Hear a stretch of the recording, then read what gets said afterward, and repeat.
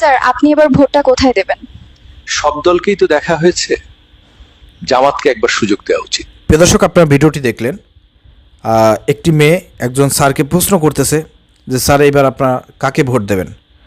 তো স্যার বলতেছেন সব দল তো দেখলাম, জামাতকে একটা সুযোগ দেওয়া দরকার।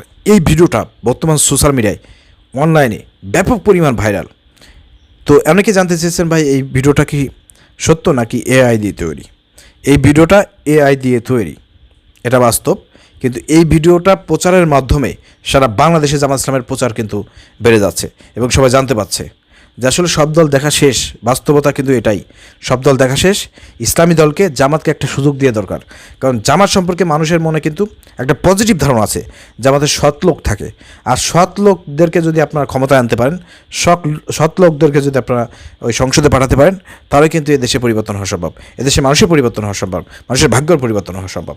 সেই জায়গা থেকে এবার কিন্তু সারা বাংলাদেশে একটা জোয়ার উঠেছে যে সব দল দেখা শেষ, জামাতকে একটা সুযোগ দেওয়া দরকার। সেই জায়গা থেকে এই ভিডিওগুলো বর্তমান তৈরি করা হচ্ছে এবং ছড়িয়ে দেওয়া হচ্ছে। এর মাধ্যমে বাংলাদেশ জামাত ইসলামের ভোটের প্রচারণা বৃদ্ধি পাচ্ছে। আলহামদুলিল্লাহ। আপনারা ভিডিওটি শেয়ার করে সবাইকে দেখার সুযোগ করে দেন।